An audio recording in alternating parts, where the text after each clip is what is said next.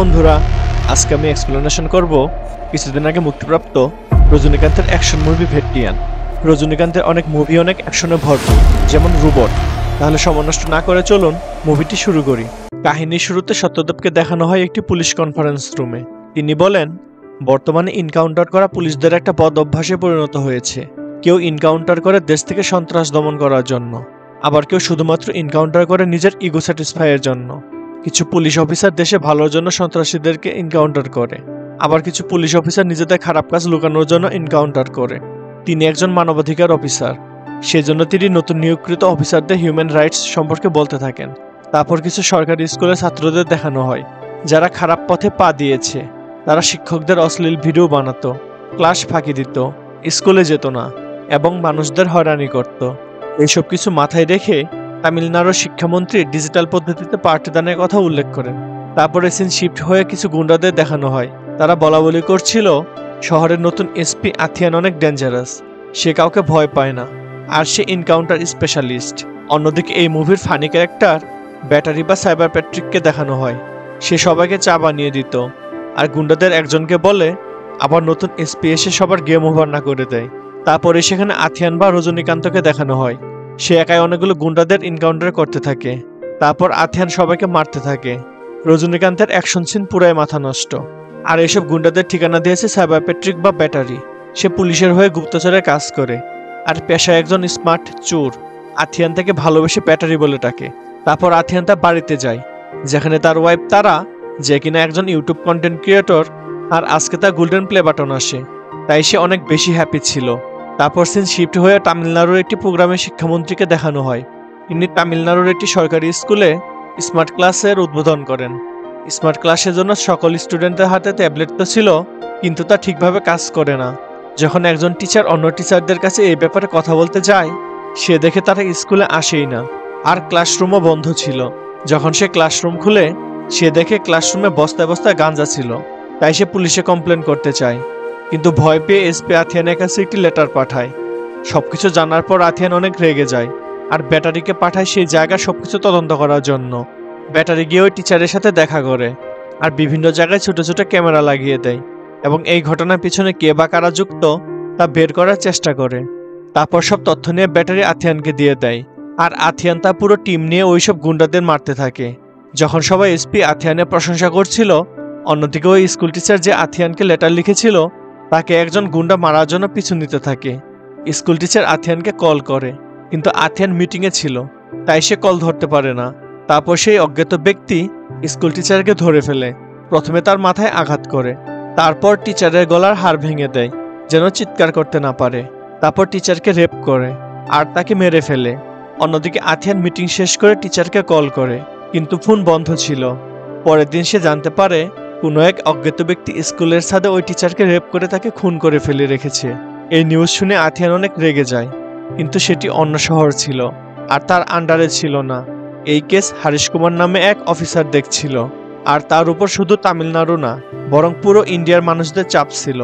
সবার দাবি রেপিস্টকে যত তাড়াতাড়ি সম্ভব গ্রেপ্তার করে শাস্তি দিতে হবে। সে আর তার পুরো টিম রাত দিন রেপিস্টকে খুঁজতে থাকে। অনেকদিন হওয়ার পরেও তারা কোনো তথ্য খুঁজে পায় না। একদিন হঠাৎ এক অফিসার একটি হেলমেট খুঁজে পায়। হেলমেটের মধ্যে চুলের স্যাম্পল পাওয়া যায়।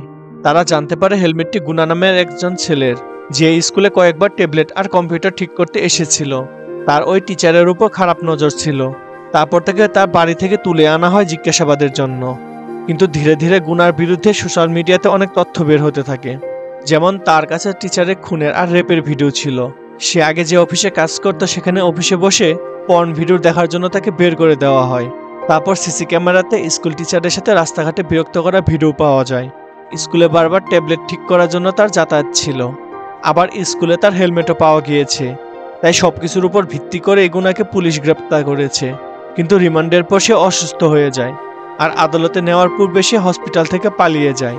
এই ঘটনার উপর ডিএসপি অনেক রেগে যায়, আর তাড়াতাড়ি কেস সলভ করতে বলে।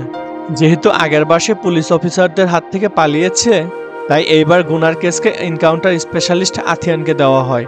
ডিএসপি তাকে 1 সপ্তাহের সময় দেয়, কিন্তু আথিয়ান বলে 3 দিনের মধ্যে আসামি আপনার সামনে থাকবে। তারপর আথিয়ান এই কেসটাকে নতুন করে ওপেন করে, সেজন্য নতুন অফিস নেই, আর ব্যাটারিকে সবার উপর নজর রাখতে বলে।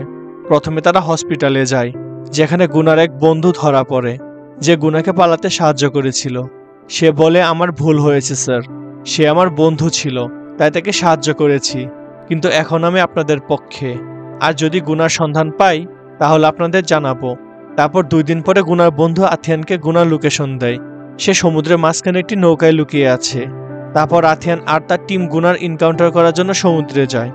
ব্যাটারি প্রমাণের জন্য ভিডিও করছিল, আর সবকিছুই আথিয়ানের প্ল্যান মতো হচ্ছিল। মরার আগে গুনা কিছু বলতে চেয়েছিল, কিন্তু তার আগেই আথিয়ান রেপিস্ট গুনাকে এনকাউন্টার করে মেরে ফেলে। এনকাউন্টার করার সময় অফিসার হারিশ কুমার কনফার্ম করেছিল যে এই গুনাই ওই টিচারকে রেপ করে মেরেছে আর হসপিটাল থেকে পালিয়েছিল। কিন্তু মানবাধিকার অফিসার সত্যদেবের দাবি ছিল সন্ত্রাসীদের শুধুমাত্র এনকাউন্টার করা কোনো সমস্যা সমাধান না, সবকিছুর ভালোভাবে তদন্তের দরকার ছিল। গুনা কি সত্যিই রেপ করার পর টিচারকে হত্যা করেছে নাকি তাকে ফাঁসানো হয়েছে? মানবাধিকার অফিসার অমিতাভ বচ্চন বা সত্যদেব এসপি আথিয়ানকে বলেন, এনকাউন্টার করার আগে আপনাকে আবারও সবকিছু ক্রস ভেরিফাই করা দরকার ছিল, কারণ সত্যদেবের তদন্ত অনুযায়ী গুনা তার গ্রামের সর্বপ্রথম ইঞ্জিনিয়ার ছিল, আর সে স্কুল টিচারকে বিরক্ত করত না, কারণ গুনা তাকে নিজের বড় বোন মনে করত। তাছাড়া যেদিন টিচার খুন হয় তার 1 ঘন্টা পরে সে রেল স্টেশনে ছিল, যার সিসিটিভি ফুটেজ সত্যদেবের কাছে ছিল।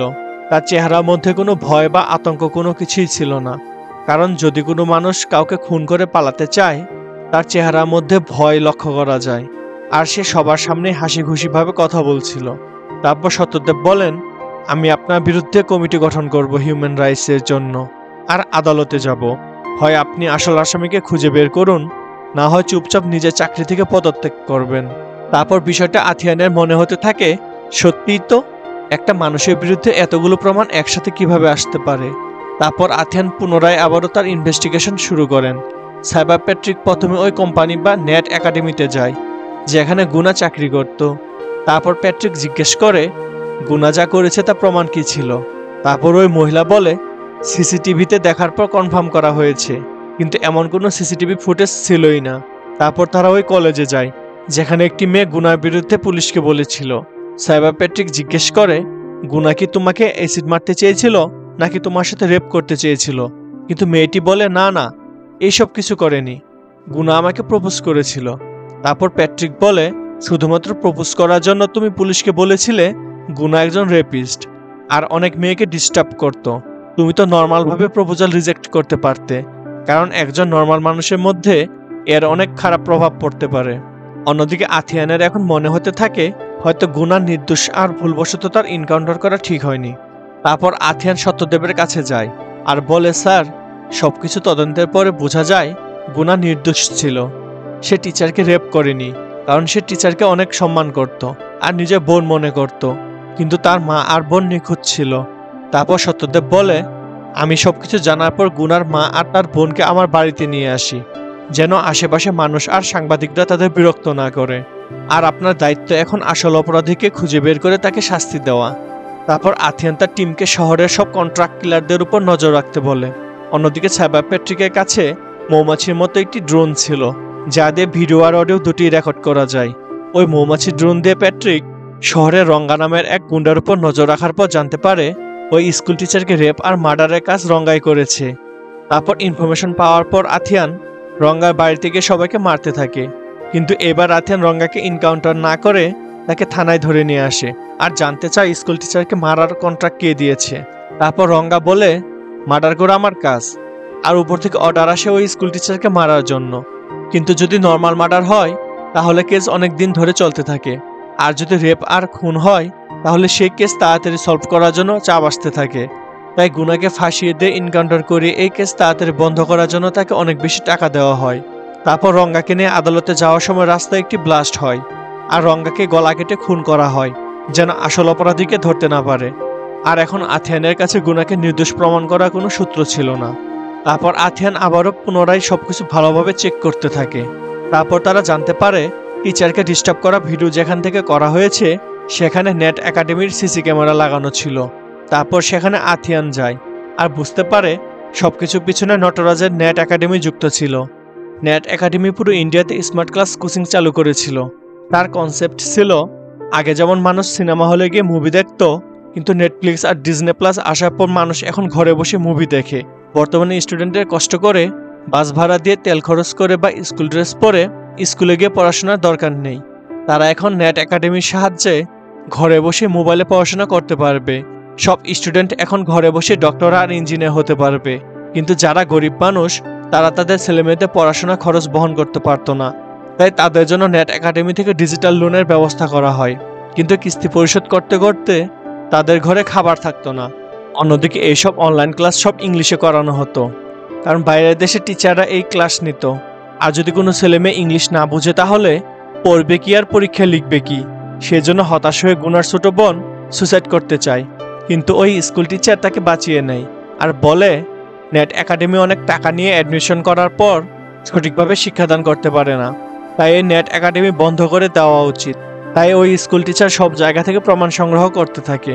সেজন্য নেট একাডেমির মালিক নটরাজ কন্ট্রাক্ট কিলার রঙ্গাকে ওই টিচারকে মারা এবং রেপ করা কন্ট্রাক্ট দেয়, যেন 2-3 দিনের মধ্যে কেস সলভ করে বন্ধ করে দেওয়া হয়। আর বিভিন্ন প্রমাণ দিয়ে গুনাকে ফাঁসানো হয়, যেন সবাই গুনাকে দোষী ভাবে আর নেট একাডেমির দিকে কেউ প্রশ্ন তুলতে না পারে। এসপি আথিয়ান তো এইসব বুঝতে পারে, কিন্তু নেট একাডেমির বিরুদ্ধে তেমন কোনো শক্ত প্রমাণ না থাকায় সে কিছু করতে পারে না।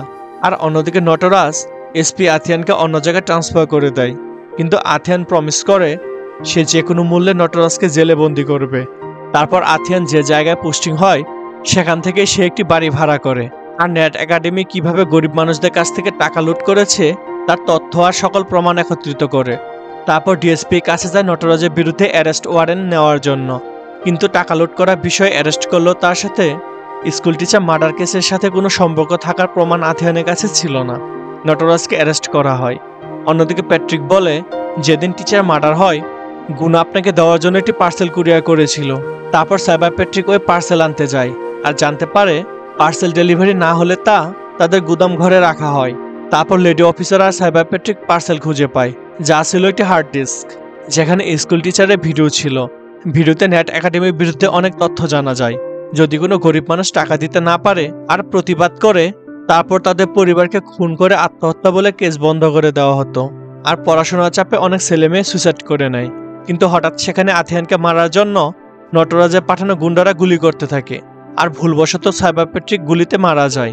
তারপর আথিয়ান নটরাজকে কঠিন সাজা দেওয়ার জন্য তাকে আদালতে পাঠায়, কিন্তু নটরাজের লোক রাস্তায় তাকে উদ্ধার করে নিয়ে যায়, যেখানে সে হেলিকপ্টারের মাধ্যমে দেশ ত্যাগ করতে যাচ্ছে। কিন্তু সেখানে আথিয়ান হেলিকপ্টার নিয়ে চলে আসে আর নটরাজ অবাক হয়ে যায়। তারপর শুরু হয় আথিয়ানের সাথে লড়াই। লড়াইয়ে নটরাজের সবাই মারা যায়, কিন্তু আথিয়ান নটরাজকে এনকাউন্টার করতে চায় না, কারণ তার আরও কঠিন থেকে কঠিনতর শাস্তি হওয়া দরকার।